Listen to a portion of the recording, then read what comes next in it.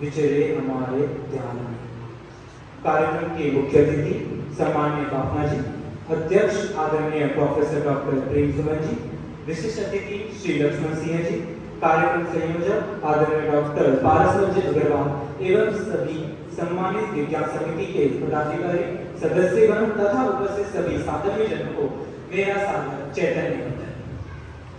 आज हम सब यहाँ भगवान महावीर के जन्मोत्सव के उपलक्ष्य में यहाँ आयोजित गोष्ठी में भगवान महावीर के कतिपय उपयोगी सिद्धांत पर चर्चा के लिए उपस्थित हुए हैं।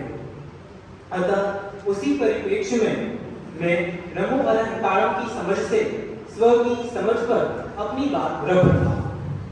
हम लोग नमोकार मंत्र प्रतिदिन कई बार बोलते हैं। उसमें सबसे प्रथम पदी है नमो अरहंतारम, जो हम जिसका अर्थ होता है लोक में सभी अरहंतों को नमस्कार। क्या काफी इतना ही स्वरूप है क्या इसका? नहीं। जब हम किसी बात को बोल रहे हैं, नमो अरहंतारम बोल रहे हैं, तो हमें उसके पीछे का जो उसका स्वरूप है अरहंत परमेश्वरी का वास्तविक, वह भी हमें समझना बहुत जरूरी है। अगर हम जब तक अरहंत परमेश्वरी का स्वरूप नहीं जानेंगे तब तक हमारे कार्य की जो सिद्धि है वह भी नहीं होगी।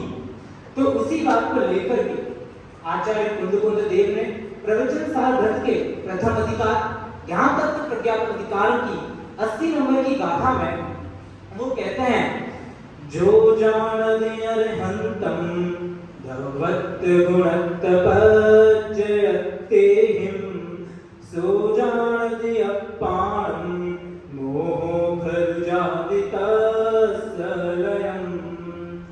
यहाँ पे कुंद आचार्य देव क्या कहना चाह रहे हैं? जो अरहंत को द्रव्यपने, गुणपने और पर्यायपने से जानता है, वह अपने आत्मा को भी जानता है और उसका मोह अवश्य लय अर्थात नाश को प्राप्त होता है। यहाँ पर 3 शब्द है कि अरहंत परमेश्वरी, द्रव्य, गुण और पर्याय। तो अरहंत परमेश्वरी को अगर हम द्रव्य, गुण और पर्याय से जान लेंगे तो हम अपने आप को कैसे जान लेंगे? तो हम देखते हैं द्रव्य, गुण और पर्याय को समझते हैं। द्रव्य माने क्या? गुणों के समूह को द्रव्य कहते हैं। ये तो होगी द्रव्य की परिभाषा। गुण किसे कहते हैं? जो द्रव्य के संपूर्ण अवस्थाओं और उसके संपूर्ण भागों में रहे उसे गुण कहते हैं। और अब बात करें पर्याय की, तो पर्याय किसे कहते हैं? जो द्रव्य के प्रत्येक गुण का जो प्रत्येक समय जो परिणमन हो रहा है उसे हम कहते हैं पर्याय। तो यहाँ पर हमने अभी द्रव्य, गुण और पर्याय सामान्य तरह से समझने की क्या होते हैं ये। अब हम समझते हैं कि द्रव्य, गुण और पर्याय से कैसे हम समान हैं। तो अरहंत परमेश्वरी की अगर हम बात करें तो जो अरहंत है वह सबसे पहले बात की कौन सा द्रव्य है? वो जीव द्रव्य है। और मैं कौन सा द्रव्य हूँ? मैं भी जीव द्रव्य हूँ। तो इस तरीके से हम द्रव्य से तो समान ही है। गुणों की बात करें तो उनके अंदर भी अरहंत परमेश्वरी में ज्ञान, दर्शन, सुख, वीर्य आदि अनंत गुण है। और मेरी बात करूं तो मेरे में भी ज्ञान, दर्शन, सुख आदि वही समान अनंत गुण मेरे मुझ में भी विद्यमान है। अब बात करें पर्याय की, तो पर्याय देखी जाए तो जो अरहंत परमेश्वरी है उनके जितने प्रत्येक गुण है उस प्रत्येक गुण की प्रति समय उनका परिणमन हो रहा है। तो और मेरी जो मैं जो जीव द्रव्य हूं, मेरे जो अनंत गुण है उन सभी प्रत्येक गुण का प्रत्येक समय परिणमन मेरा भी हो रहा है। तो हम देखें तो पर्याय भी हमारी परिणमन हमें भी हो रहा है। तो एक अंतर जरूर आता है। वो अंतर क्या है कि उनका जो परिणमन हो रहा है, जो उनकी पर्याय में जो प्रति समय जो परिणमन हो रहा है वो शुद्ध रूप से हो रहा है और मेरे अंदर अशुद्ध रूप से हो रहा है। तो यहाँ पर ये एक अंतर तो हम है। पर लेकिन अरहंत के द्रव्य गुण पर्याय को जानने से हम अपने आप को कैसे जाने? तो जब हम मंदिर जाते हैं तो हम मंदिर क्यों जाते हैं? कोई बोलेगा बेटा पैसा कमाने, पुण्य अर्जित करने, लेकिन खाली इतने से के लिए मंदिर जा रहे? नहीं, हमें वास्तव में तो मंदिर इसलिए जाना चाहिए। क्यों? कि जिन दर्शन कर निज दर्शन कर। मतलब हे जिनेंद्र भगवान, हम आपके दर्शन इसीलिए कर रहे हैं कि हम भी आप जैसे भगवान बन सके। जो आपने जो हमें मार्ग बताया है उसी मार्ग पर हम भी चल सके। जिन दर्शन तो उन्होंने अपने द्रव्य गुण पर्याय को जैसे जाना परमेश्वरी ने, वैसे मैं भी अपने द्रव्य गुण पर्याय को जान करके मैं भी आप समक्ष हो सकूं प्रभु। अब अब बात करते हैं आचार्य अमृतचंद की।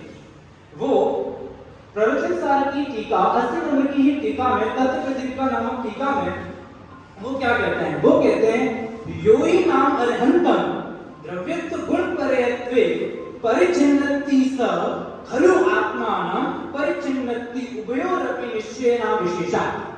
क्या है इसका अर्थ? अर्थात जो वास्तव में अरहंत को द्रव्य रूप से, गुण रूप से और पर्याय रूप से जानता है, वह वास्तव में अपने आत्मा को जानता है, क्योंकि दोनों में निश्चय से किसी प्रकार का कोई अंतर नहीं है।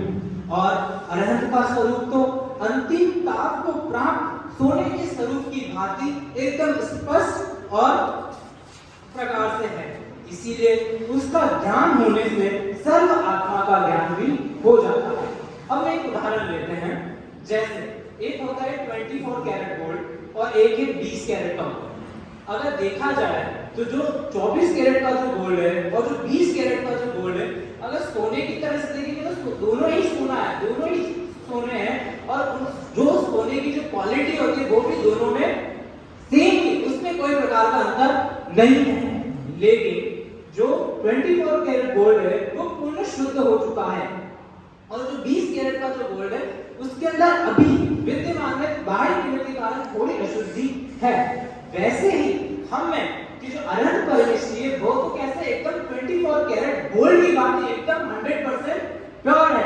और हम में अभी थोड़ी सी है, तो हम भी जीत रहे हैं, लेकिन अभी हम में थोड़े से 20 कैरेट के गोल्ड की वजह से थोड़ी सी बाह्य अशुद्धियां है।